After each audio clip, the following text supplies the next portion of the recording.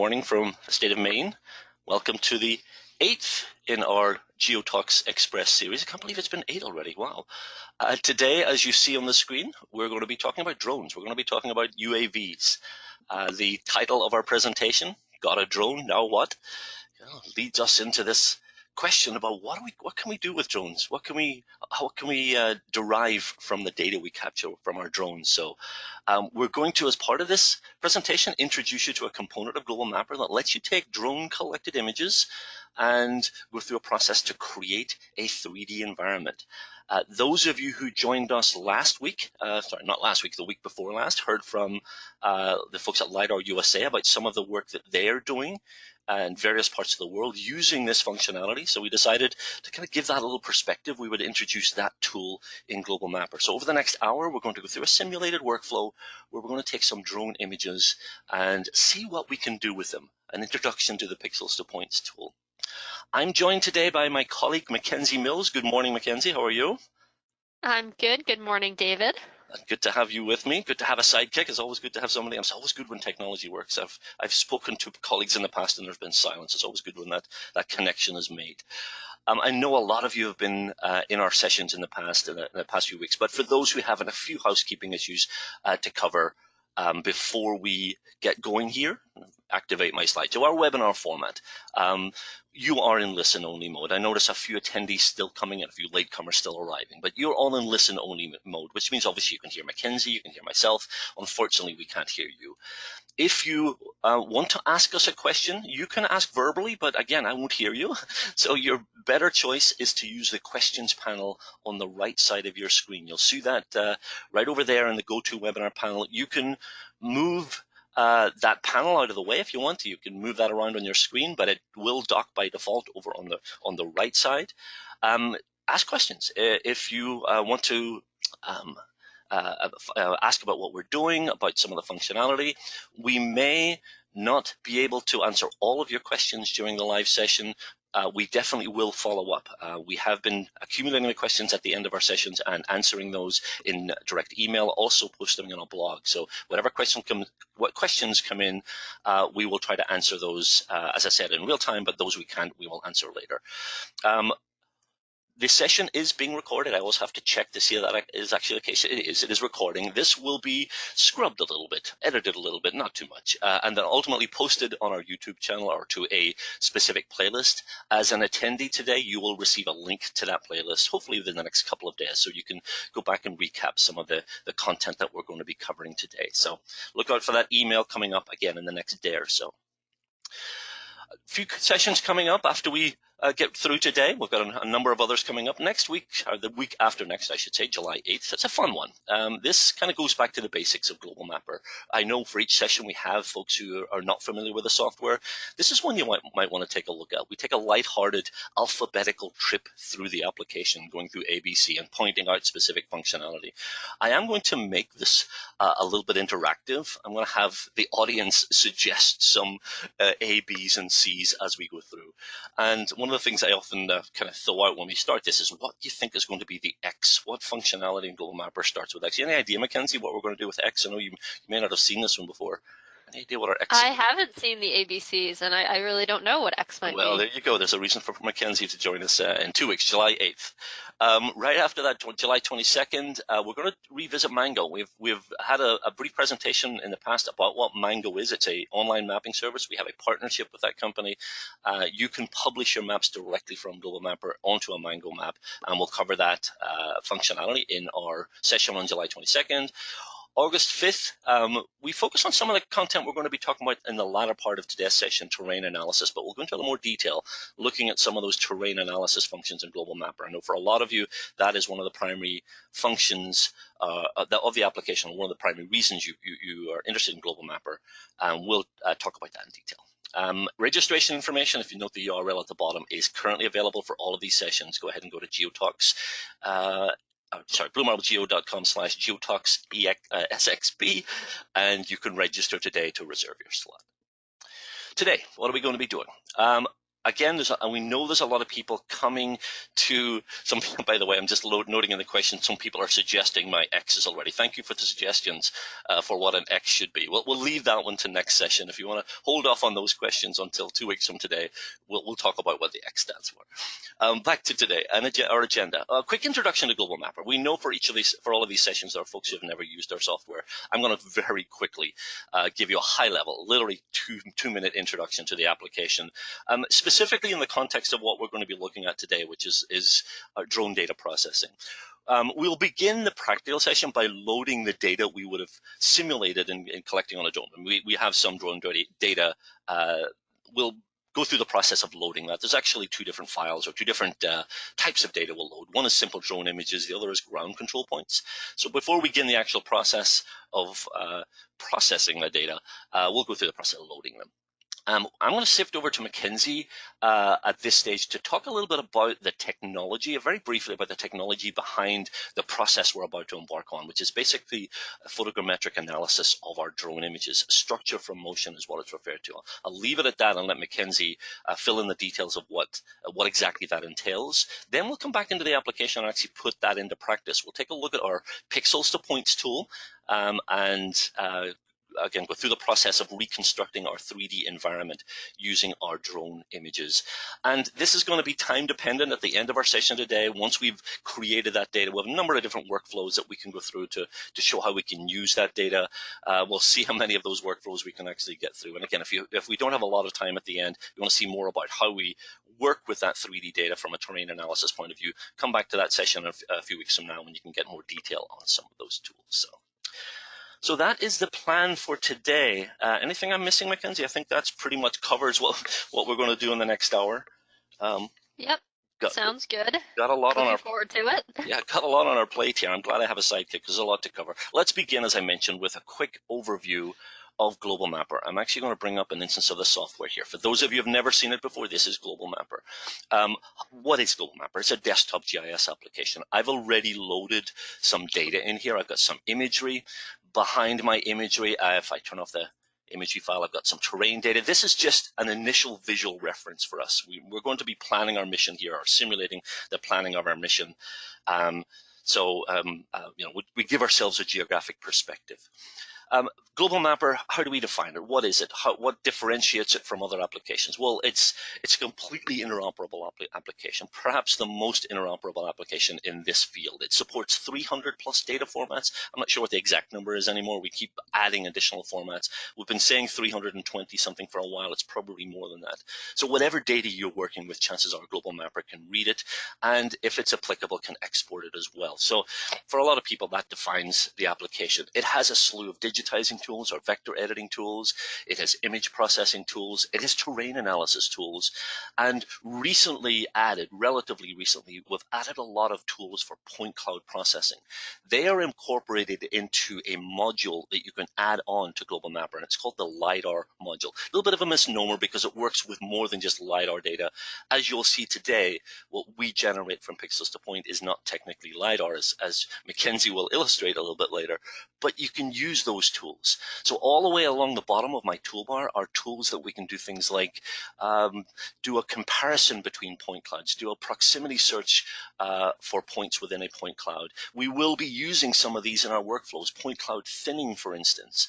We can do a QC process on a point cloud to adjust its vertical accuracy. So this Lidar module, as we call it, allows you to do a lot of really cool things with your point cloud. And again, we will see some of these a little bit later. So if you want more information on the core functionality of Global Mapper, I suggest when you get the link to this playlist, look at the very first webcast, GeoTalks Express webinar we did several weeks ago. That's an introduction to the software.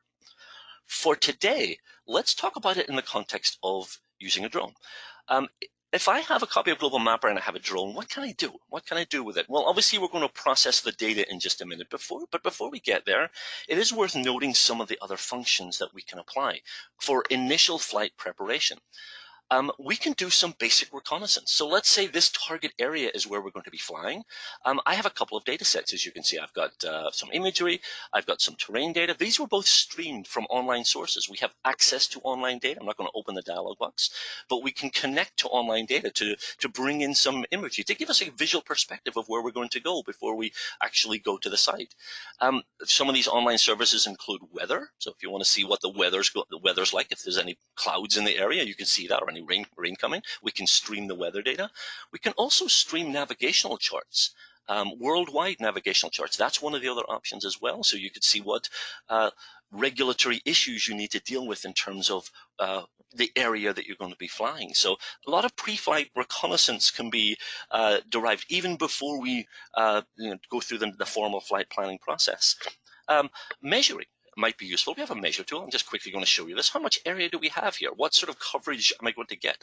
I'm just quickly going to draw a polygon. As you can see, right at the bottom of my screen, without even finishing the measurement, you can see at the bottom of my screen we have length, enclosed area. My unit of measure, square kilometers. We're at 0.05 square kilometers here. You can change those units, obviously. Those are configurable. But it gives, again, an initial idea of how much area we're talking about here. One of the other things we can do, if I draw that polygon, I'm just quickly going to draw again. I'm doing this very roughly. But if this represented my project area, I'm just going to assign this to a temporary layer.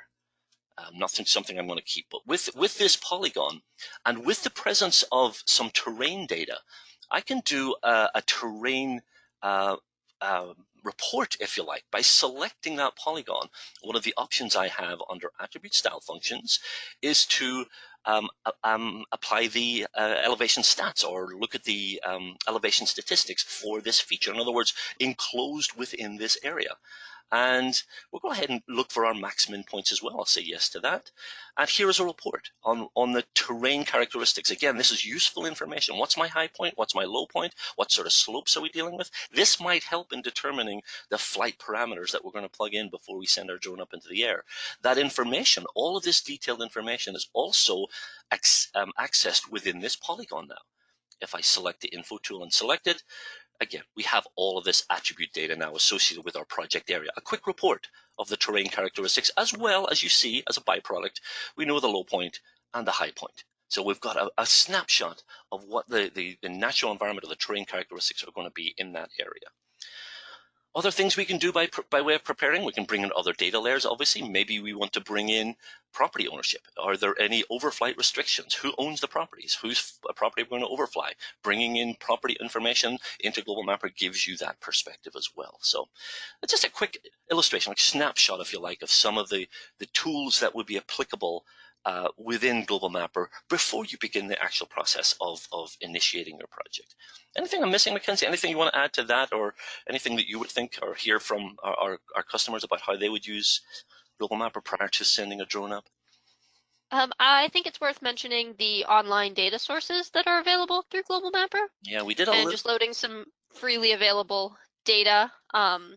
A bunch of sources, some aviation charts for different areas of the world, as well as just imagery and publicly available elevation data help you get a sense of the area you're looking at. Yeah, absolutely. I mean, I mentioned this before, the sectionals. I'm not going to click on it right now when there's some bandwidth, but if you want to set this up, this is a free service. You just go in and click the globe button in the toolbar. Under aviation charts, you can see the sectionals are here, and it will give you that, any regulatory issues you need to be aware of. And obviously, on a more practical level, you need to be aware of what issues are in place in the local area that you're going to be planning this mission anyway. So again, Global Mapper, before we start, a lot of really cool functionality. So let's assume we've sent our drone up, we've flown, we've come back. We've also gone out and we've collected some ground control points. Maybe we've done that as part of the initial planning process. I'm going to go through the process of loading that data into Global Mapper, show how we can do that. Now, from off screen, let me go ahead and bring my folder up here. And all I'm going to do, if I can move this out of the way, I'll bring it into screen so you can see what we're looking at here. I'm just going to select all of the images. These are my drone images. Just going to hold my shift button down and select, just to show we can just drag and drop, quite literally. Those drone images are now rendered in the application as what we refer to as picture points. These are based on the geotag of each image. the precise location where that image was taken from. And obviously this is critical. As we go through the actual process, we're going to see that this is important as to, in terms of how we process this data. Where was this this drone? Not only from an XY perspective, but also from a Z perspective. I can click on one of these images and it will show me. It's a little preview. And this is actually opening up an external application. Whatever image viewer you use, it will pop the individual image up in that image viewer. You'll note in my control center over here, I've got all these images listed. Just to tidy this up a little bit, I'm going to select them all. Just going to hold my shift button down, select all of these, and I'm going to group these together. I can right click and select a group, basically condenses them into one list. So images or whatever you want to call this. This is just something internally within the application for organizing the data. And that's a little bit cleaner. So you can see images now as an expandable list rather than one long list. What else about, yeah, if I hold down the control button while I select one of the images, I also get all of the data. This is the EXIF data from the image. We can see the resolution, we can see the camera roll, the pitch, the yaw, etc., etc., etc. Not really necessary, but useful to see, for instance, the elevation, height above ground calculated here. Based on a local ground surface, how much height does this have? What was the height of this drone? So again, you can see all this information holding down the control button, again using the info tool to get that information. We had a question come through asking if images like this can be loaded, taken with any GPS-enabled camera, as long as it has that geotag information. Absolutely. And that is true. Yep, they'll come in as picture points here. You know, if you take a photo on your smartphone with a GPS-enabled, you can load that into Global Mapper, and it will appear as one of these picture points with the same functionality to open a preview of the image with the feature info tool. I've heard a story, somebody, rather than sending their camera up on a drone, climbing a step ladder and taking top-down photographs of a particular object from multiple perspectives, and it works as long as you have overlap. And Mackenzie will tell us a little bit about the technical requirements, but as long as those images have overlap, you'll be able to proceed with the process we're going to introduce a little bit later. Let me also load my ground control points. So let me go back up one level here, and this is just a shapefile. And I'll have to say, in this example, again, drag and drop, this is simulated. These are ground control points that we added after the fact. Because the data was not something we collected ourselves, we decided we would pretend, if you like, to show how ground control would work. It's something that you can do. It's not required. Mackenzie, I think, is going to tell us a little bit about this as well when we get into the application, the function of ground control. But in this case, I've simulated the process. This was, again, just a shapefile. I believe there are 9 individual points. The key here is that each of these represents a recognizable feature. Difficult to see in this low-resolution base map. We'll see it more clearly when we actually bring in the drone images themselves. But the important thing is each of these has an XY. We know where it is in the surface of the Earth. We also have an elevation. And this gives us the ability to more precisely position the output files, the models that we're generating through this process. So ground control, we'll see how that applies in just a second. So I've loaded the images. I've loaded my ground control. We are ready to initiate the process. But before we do, I'm going to hand over to Mackenzie, and I'm going to allow her, just one second, I don't really, Mackenzie, you should be able to control my machine now. And I'm going to give her control and allow her to walk through the process of what exactly we're going to be doing from a technical perspective.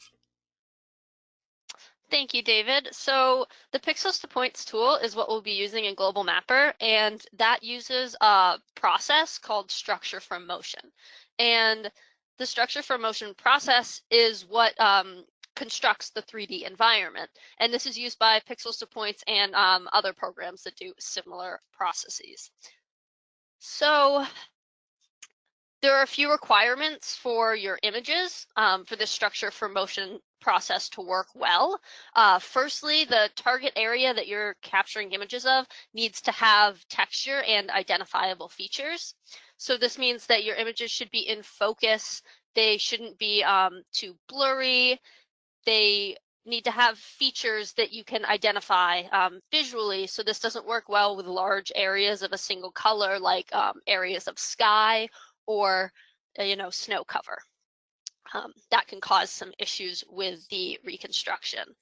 Secondly, the images need to have some overlap between them. We say shoot for approximately 60% overlap, but as you're flight planning, it's always better to shoot for maybe 70% overlap so that you are sure you have sufficient overlap between your adjacent images. So the structure for motion process actually works by identifying like features based on recurring pixel patterns in the overlapping images. The identifiable features in your images have, unique pixel patterns that can be identified in multiple images, making that into one point. And then the program uses triangulation to recreate that 3D environment, find that feature in 3D space based on the slightly different angles and views of that feature from the different images. And those points become part of the generated 3D point cloud. Ground control points, as David mentioned, can be collected in the field when you are collecting your drone images, and these can be used to improve accuracy.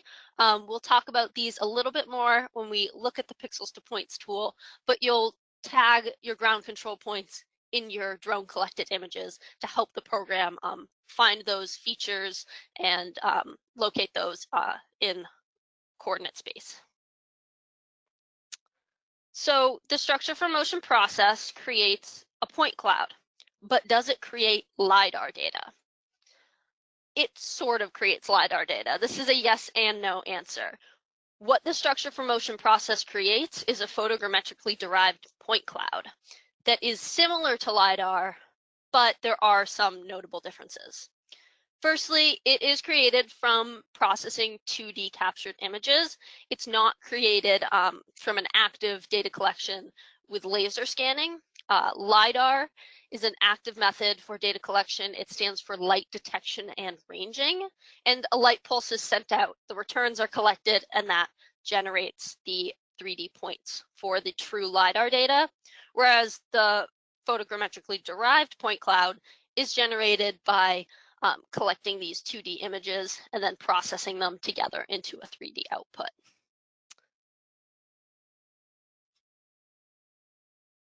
So the structure for motion generated point cloud often doesn't do as well identifying ground points, especially in heavy vegetated areas, whether there's big tree cover.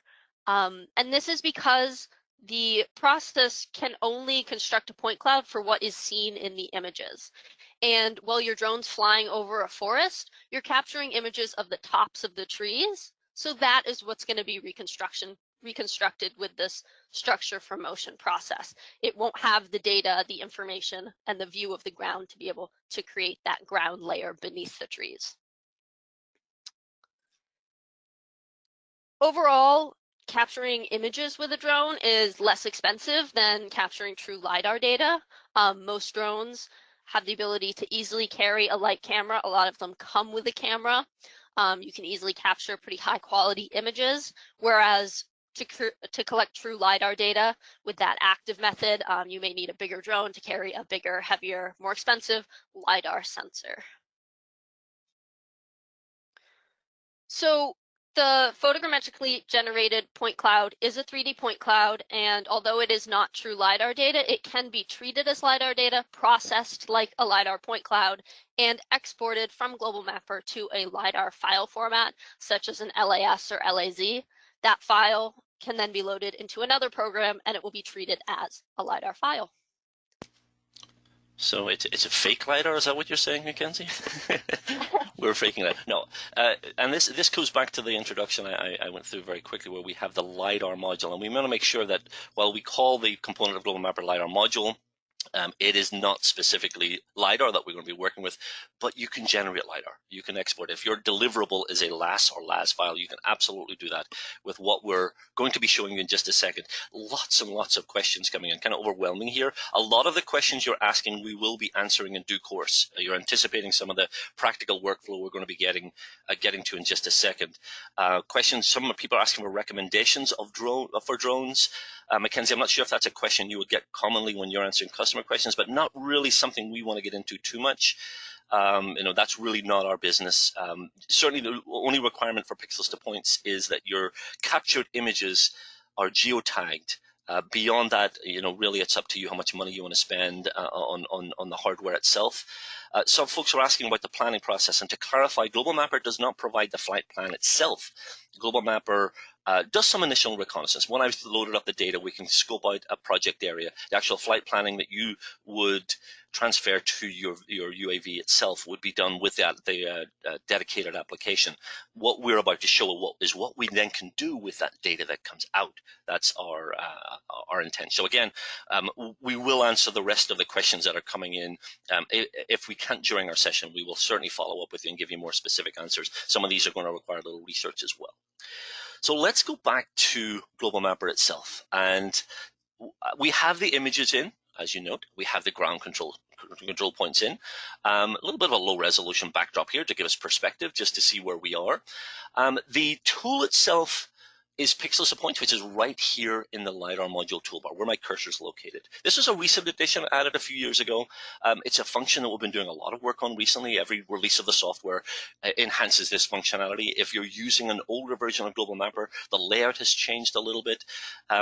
We're quickly going to go through the process of setting up the procedure for generating our data. I'm going to begin by loading the image files that I have on the map. Actually, before I do this, I'm going to have to cancel. And that's fine, we'll close because I need to display these on the map first. So we'll turn on our picture points once again, and once again we'll go into our pixels to points tool, because one of the options I have here is to load the loaded picture points, add the loaded picture points. I could go straight to adding the images themselves just by browsing. I didn't have to load them into the map. I think it's a good idea though, to get that initial perspective to see what coverage we have. So I'm going to add the loaded picture points, and we will see the tabular view of the loaded data, and we'll see a preview window. This is my first image, as I believe this is the crew here that's just launched the drone. And you can see we can go through each one and see in this preview window what it contains. If I scroll down a little further and get to one of the more interesting ones where the buildings are, you can see some of these recognizable features. We can zoom in a little closer here and get some more detail, and we'll show how that's applicable in just a second. Why would you want to zoom? What's the context of zooming? Also noting here, when we look at this tabular view, we have the relevant EXIF data or metadata for each photograph, including elevation, a relative altitude, the image size, and we'll talk about the importance of that in just a little bit, and the specs on the camera noted here as well. Kenzie, do you want to talk all about adding ground control points to our project? Absolutely. Absolutely. So we have the images loaded up top here, and our next box is for ground control points. So you can load these from the file menu as well, import ground control points from a loaded point layer, what we have, or load them from a text file. So we will import from a loaded layer, scroll through this list to find the appropriate ground control points shapefile. And you can see now that these points have been loaded into this ground control points dialog with the information, the coordinate location, elevation here, as well as the point name. So you can see that I have a ground control point selected, and some of these entries in the image file list have turned green. So I'll select ground control point 3, and you can't just load the ground control points into this pixels to points tool. You need to actually locate them on your drone collected images. So these green listed images that's Global Mapper suggesting what images in which this ground control point may appear. And that is done based on the coordinate location of the ground control point and the approximate image coverage for each of these images. So to actually add the ground control point to an image, you'd click here to add a control point to image, and then we can zoom in on the image, scrolling here, pan if needed, and place that ground control point. And move on to the next image. You can see now that I've placed the ground control point. The image list entry here is in blue, noting that the selected control point has already been placed in that image. And we would continue this, adding a control point to each image for all of our control points. And just to clarify, what Mackenzie's tagging is not actually a ground control point. We did identified something in the images to simulate a ground control point. Obviously, before you collect the images, before you send your drone up, you would have identified placement of a target or something of that type. That would be the basis of your ground control. We're just pretending that this was a ground control point in this case. Question, Mackenzie, do you need to identify the ground control point in all of those images? How many images, in other words, do you need to tag a ground control point? You should tag your ground control points in all the images in which they appear. This tagging of the ground control point will help to improve your accuracy, especially if you tag all of the images where the point appears, help to start identifying those like features and locating them in coordinate space as well. And obviously, it takes a little time. It's a manual process to go through. If you misplace, somebody asked about misplacing a ground control, you can delete that ground control point from that preview window and replace it if necessary, or just remove it if you're not quite certain if that's the location. So you have the option to edit. Moving along, obviously, this is something, if you were doing it in the real world, you're going to take the time to tag and identify each of those ground control. We've had a few questions come in about the orientation of the camera, and these are obviously top-down or nadir. If your images are more oblique, and it is certainly supported. People asking, can you take oblique images? Absolutely, you can. In fact, this building you see off to the side here in this preview, if our objective was to generate a 3D model that more effectively targets the building, you will want your images to be more oblique, and that is certainly supported. That'll work very well. In situations like that, when you're dealing with oblique imagery, it's quite likely you're going to get content off on the horizon that's not relevant, and that's going to slow down the process and create data that's not necessary. And think of the situation where your oblique images are looking 45 degrees. You're going to probably get sky view in the distance, or at least you're going to get distant horizon objects. We now have a tool for addressing that. We can remove the pixels specifically, or the areas of our image that we don't want Global Mapper to process, and that's through adding a mask. I'll just go ahead and grab control here, and we have a new mask option. Obviously not relevant for this particular image, but just to show how the process works. A couple of ways we can add a mask. One is by drawing. Quite literally, we can draw the outline of what we want to remove from the processing, or we can choose a color. And there's a little flexibility slider here. Do you want it exact, or do you want a little bit of flexibility? This is good for sky view or water view or snow cover if you're looking at distant snowfields, things like that, which are going to really confuse the processing tool and will eliminate them from the analysis. I'll quickly use the draw option to show how this works. I'm not obviously doing this with any level of accuracy, but it's a digitizer tool. We're basically drawing something here. Left click, right click, like we do with the digitizer, and it's masking out this area. Obviously, again, if this was real, I may be looking at the horizon here. You can also select it and delete it as well, using the delete key on my keyboard. Am I sure it's gone? So you have a little digitizing tool within the context of these images, and again, they have to be done individually, unfortunately, but color selection and that fuzziness slider will let you do that a little more quickly if it's a consistent, recognizable set of pixels that you want to remove. So that is masking. Mackenzie, you want to tell us a little bit about, somebody actually asked this question about coverage, deriving coverage for each of the images. I don't know if we've got enough screen real estate to play with here, but maybe drag the dialog box to the side so we can see the results of that. Absolutely. So with our image here from the image list, right-clicking on a selected image entry, you have some options to load a ground coverage polygon for the selected images. We can click that, and you have options to load this coverage polygon for all of the images, but we're going to choose just to load for this one particular selected image.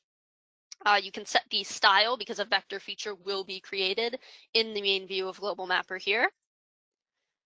And clicking OK, I'll move this dialog out of the way, and we can see that this coverage polygon has been generated for one of our images. This is the approximate area that image is looking down at. And Connected to that, we also have the option from this right-click menu to load the selected image as an ortho image.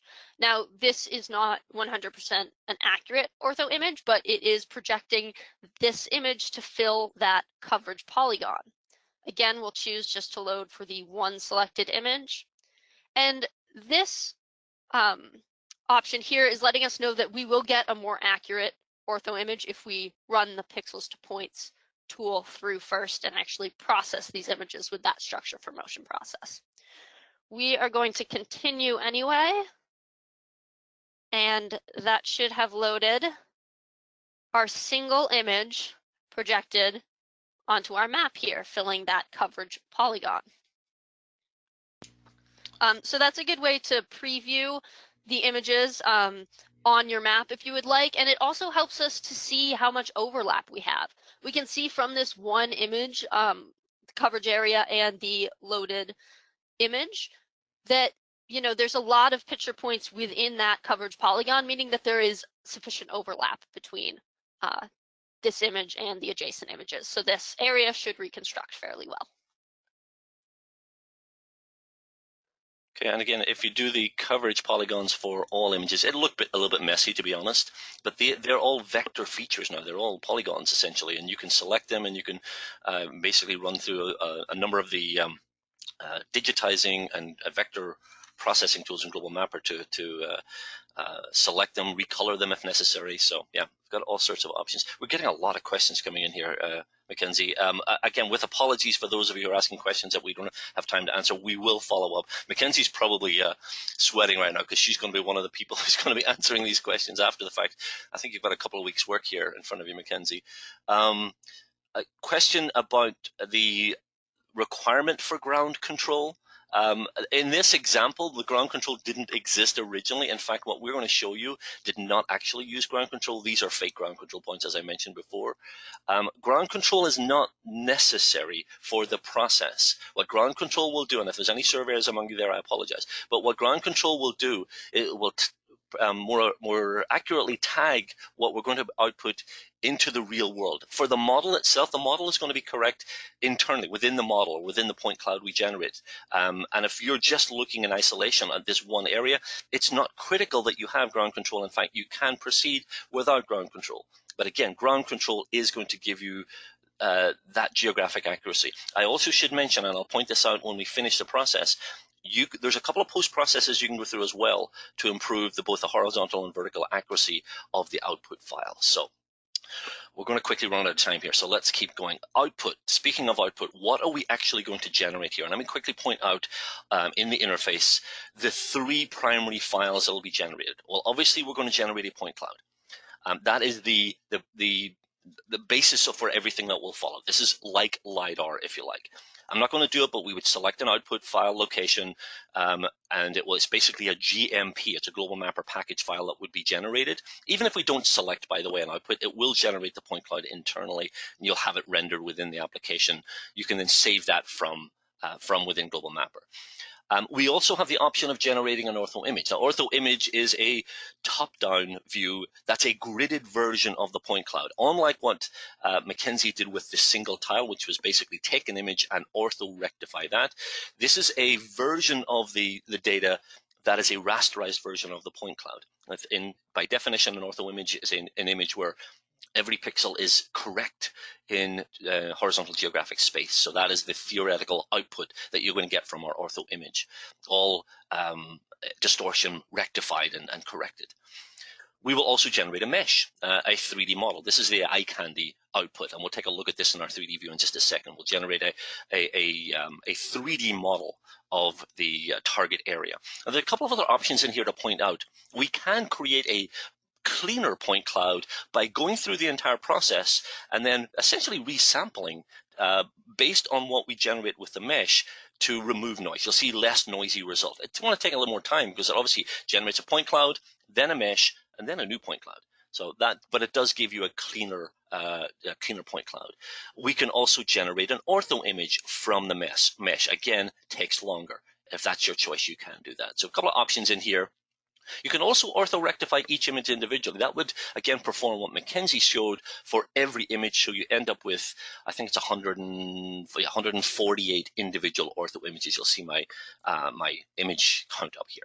Final output is a log file.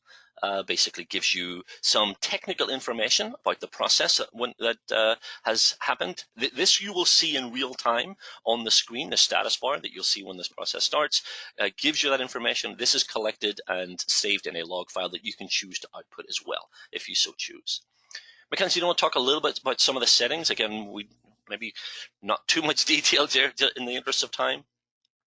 Yeah, absolutely. So the first option we have here is to reduce the image size by a specific factor, and this can help to have the process run a little bit faster, and it will use less memory on your machine if you reduce the images. This is really having to do with how many images you have, their original size, and the specifications of the machine on which you're running this pixels to points tool process. If you do go to run the process down here and you're choosing not to reduce the image size, Global Mapper will estimate if you will run out of memory, and if it appears that you will, the program will suggest an image reduction factor, just so you get that completed output.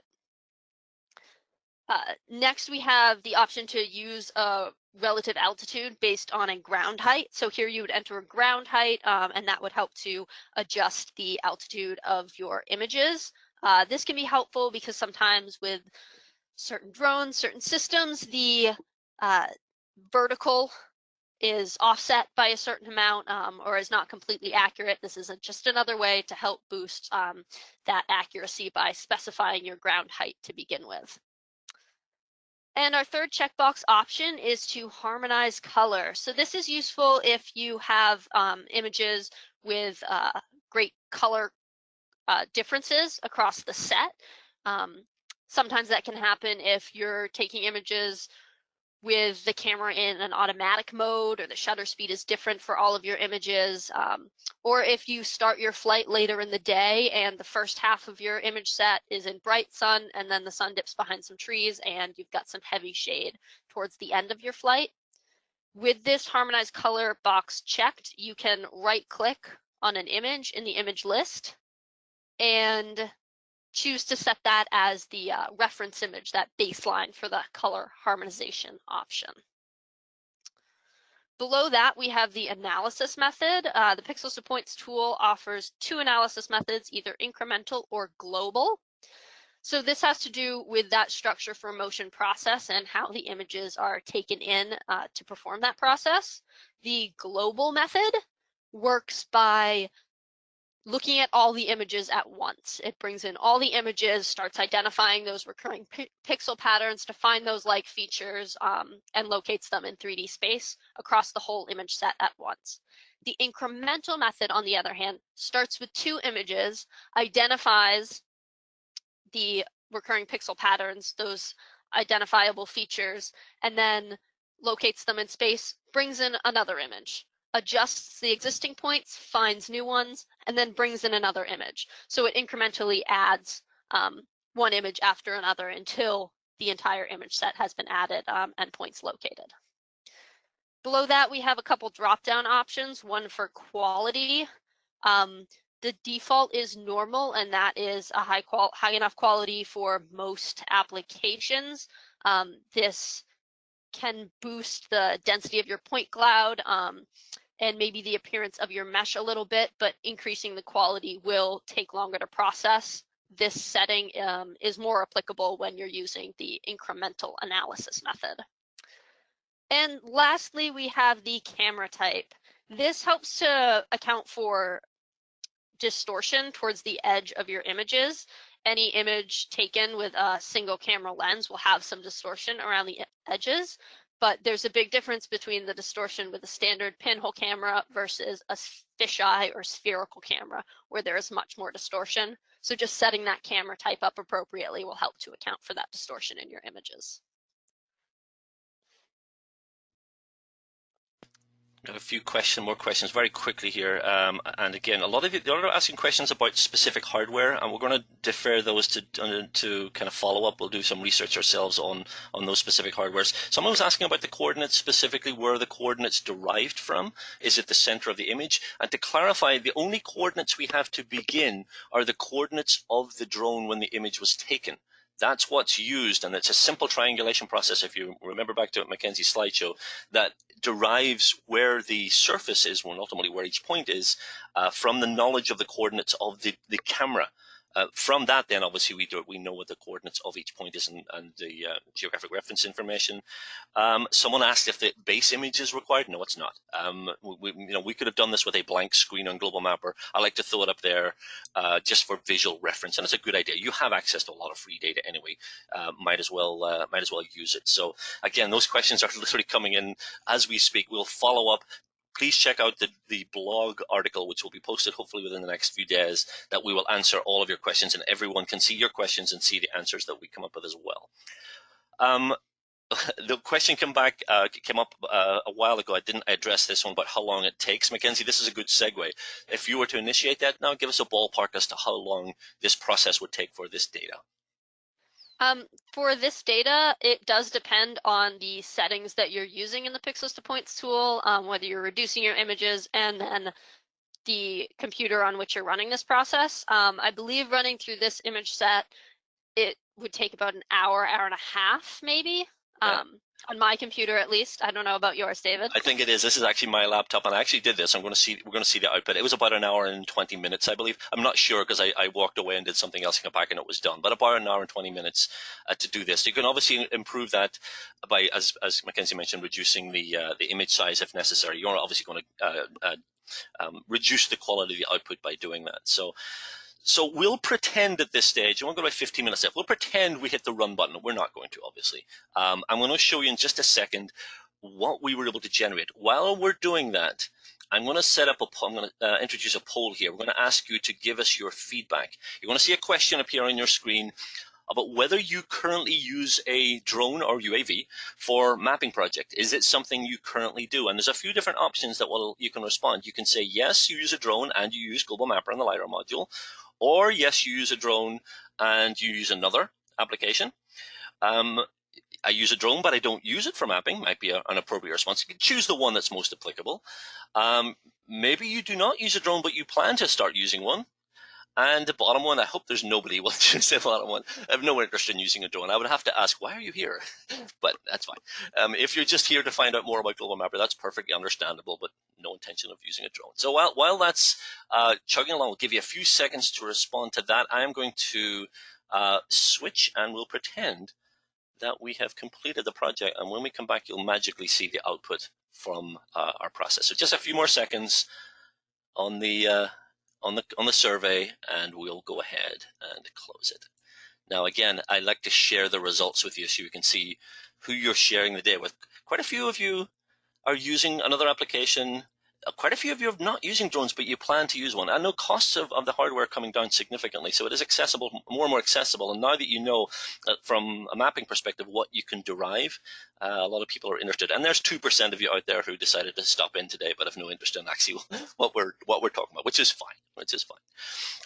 Let's close the poll, the results, and you should be seeing on my screen now what we generated. I'm quickly going to go through an overview of the files that were output. There's actually 3 files, as we noted. There's the point cloud, there's our ortho image, and here's our mesh. I'm going to isolate each one, and we'll talk about them individually. Here's the point cloud itself.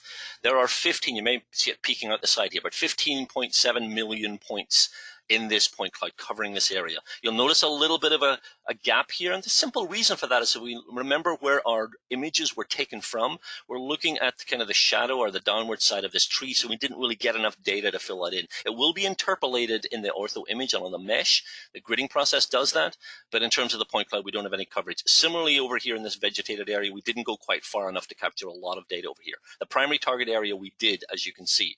I like to go to the metadata for a point cloud, regardless of its source, because this gives me a snapshot of what we have. And you'll note here, we have 361 average points per square meter, an average spacing of just over 5 centimeters. So this is a very high density point cloud that we were generating. In fact, it's a little too dense for what we need it for. We're going to generate a DTM in a minute. So we're actually going to go through a thinning process to remove points that we don't need. But it's a good start, snapshot, again, of what we have from output. The other thing we note here is statistics. All of our points are unclassified. If you're using standard LiDAR, you'll have classifications pre-assigned, unclassified, or ground, or buildings. We are actually going to apply classification to this output point cloud in just a second, and I will try to remember to revisit this dialog box to see how many ground points we're actually going to derive from that. So that's output number one. We'll come back and visit it as I mentioned. Output number two is our ortho image. It looks exactly similar. It's a solid image. This is a raster layer. This is a top-down, two-dimensional, if you like, view derived from the point cloud. A gridded version of the point cloud. Obviously, the colors are derived from the images, and you can see the quality getting down pretty close here. Certainly a lot better quality than the original image we were using for visual reference. You can see the lines in the road. You can see our simulated ground control point here. Again, so you can see what it is in the actual image itself. So that is our ortho image, and the final output is going to look similar again. It is our mesh. In the 2D view, top-down view, it looks similar. If I zoom in a little closer here, you will see we'll actually see the components of the mesh. The mesh is actually a vector file, and you're seeing the interlocking triangles here that derive the mesh, that derive the model. This is what it looks like structurally. When we zoom out, we lose those outlines of our triangles, and we'll actually see it as a solid surface again from the top-down perspective. But where this really comes into its own is if I pop it up in 3D. And in my 3D view, you can see what we were able to generate. Now, when I did this, I was actually very surprised that we got the detail that we did on the side of the buildings here, because again, these were top-down images. We weren't looking at oblique images, but it did a very good job reconstructing our buildings here, even our windows, etc. There's a little bit of interpolation in terms of the trees. As we noted, there wasn't a lot of point clouds, so the trees are a little irregular. But certainly the building looks good. And really for what we want, we're looking primarily at our terrain surface here. We're going to do a little bit of contouring from one of the derived output products. So for obviously the open terrain, a very accurate surface model has been generated. So that is our mesh, that is our generated point cloud, and that is our ortho image. Kenzie, you want to talk a little bit about maybe doing some point thinning here? Because again, we have way more points than we need. So maybe introducing our thinning tool. Absolutely. So this point cloud has 15 million points, and as David showed in the metadata, it is a quite dense point cloud.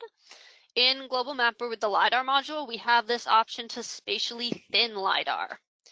And what this tool can do, it will thin out the LiDAR and create a point cloud that has fewer points.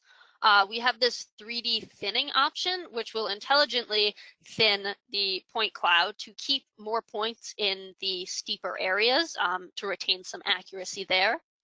And up at the top, we will choose an output resolution of 5 times, reduce the point spacing by 5 times to create a thinner point cloud. And we will create a new layer with these thin points. Clicking OK. This just takes a few seconds, and we have our thin point cloud up here with now only 3 million points, which is still plenty of points. Turning off our original point cloud, hiding that, you can see that this point cloud does look thinner. There are fewer points. It's not quite as dense, but it is still dense enough for our further analysis that we will be doing. Should we move on to ground classification, David? Do you want to talk a bit about that? Just going back to some of the questions, I will in a second, Mackenzie. Just one of the other questions that came in earlier about ground control, and if you want to apply some sort of rectification as a post-process, there's a couple of ways of doing that. I mentioned the LiDAR QC. This will allow us to go out after the fact, identify recognizable features in this area, derive the three-dimensional coordinates of those recognizable features, and then import those points. And within the context, the local context of those points, it will adjust the vertical position of those points. It's a vertical offset, and interpolate between those points. So that's a post-process you can apply to improve your vertical accuracy. I also should mention, I'm not going to go there, but we have the option as well with the point cloud to rectify The rectification dialog box is primarily for image rectification. We use that in for bringing in non-geographic raster data and applying geographic intelligence. But you can use that with any data. And again, that will allow you to reposition based on your knowledge of what the coordinates of a specific recognizable point are. But in that case, it's both horizontal and vertical. So you can re-rectify as a post-process. So just addressing some of the questions that came in earlier with the need for ground control and as a post-process. So yeah, Mackenzie mentioned, we have this data now. Very quickly, I'm going to go back into the metadata just to prove what we saw before. Our density now is significantly lower, still quite high. We still have almost 60 points per square meter. We still don't have any additional intelligence in terms of what these points represent. One of the options we have in the Lidar module is to change how our point cloud is displayed, for instance, by elevation or by classification. And classification in this context is obviously going to be a single color because these are unclassified points. Next workflow that we're going to go through here, and we don't have a whole lot of time left, unfortunately, but we're going to go through a process of identifying within this point cloud which of the points are likely to be ground. We have an automatic ground detection tool, automatic ground reclassification tool. Without taking too much time to go through the details here, I'll just leave the default settings as they are with a little bit of threshold, above and below what it recognizes as a local ground surface, applying it specifically to the thinned version that Mackenzie created. We'll click OK. And we should, as a result, in a few seconds, see an additional color applied to our map view. Now we have ground points. You'll see where it's eliminated the buildings, it's eliminated the vegetation. We had a question earlier about this. How do we remove trees? This is how you would do that. Those points that are unclassified are no longer recognized as ground. If my intention is to create a DTM, I have the material, the raw material now to do that. And to look at this from a slightly different perspective, I'm going to use my profile tool, and just where we have some of these unclassified points, I'll just draw a quick profile line. It looks like we're ignoring some of these above surface points. Maybe in some of the tree area might be a little more effective. Again, you can look at these trees, these parts of our tree which are going to be ignored, retaining our ground surface for what we're about to do, which is essentially transform this into a raster surface, which is the basis then for a lot of analysis that we can do with this. And we will, I think, ultimately end up with some contour lines if time allows us to do that. So Mackenzie, maybe you could take over and show us how we transform this into a DEM or a DTM to be specific. All right, so we use the elevation grid creation tool in Global Mapper to do this, and we'll select to use our thinned point cloud. That is the one that David has just classified ground. So we're going to grid the elevation values to create a elevation model surface. We are going to use the binning minimum value DTM because this is the method that will help us to create a layer that models the ground and not the features on top of the ground. To help with that, we are going to click here to filter our LiDAR points as well. So this is an advanced filtering dialog. There's a bunch of options here, but for this point cloud, we are going to choose to only take into account the ground points, those ground classified points, when creating our elevation layer. And then we also have the option to specify a grid spacing. We're going to use a grid spacing of 1 meter. You can choose to have the program determine the grid spacing based on a multiple of the point spacing, but you can also specify this in meters if you're looking for a specific resolution output.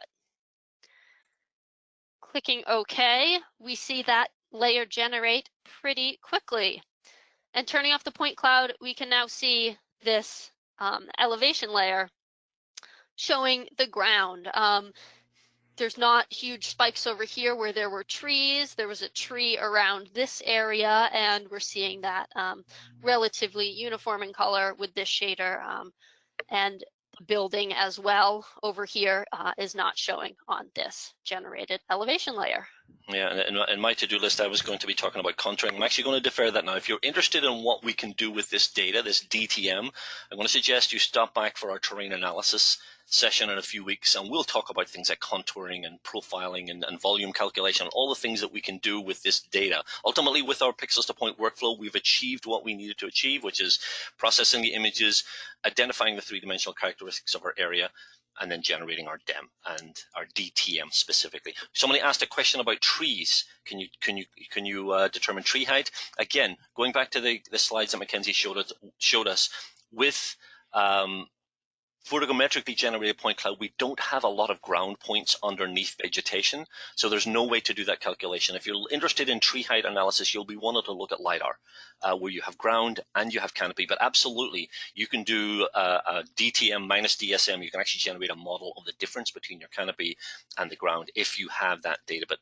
with this data, that would not be possible. So, Mackenzie, I think I've time for one more quick show and tell here before we have to wrap up. One of the other things that I was able to generate from the original drone images, what is called a flight path. Basically, it is a linear connect the dots, if you like, where our drone was. In fact, if you load your drone images into the dialog box itself without loading them on the map, you can generate this automatically. These are the flight parameters for our drone. Now, to show what we can do with this, I'm going to turn the mesh on. Again, you can see the overflight. This is the flight pattern. It recognizes the orientation of the drone. It recognizes all of the other characteristics that we looked at when we clicked the info tool, the orientation, the pitch, etc. And we can actually play that back using our fly-through tool. Fly-through, by the way, is something you can do manually as well. Just draw a line and manually assign flight parameters. But because this is derived from a known flight path, this is automatic. To wrap up, if I pop up the 3D view now, this is our 3D view of our area, as I mentioned before. I can simply play back that line.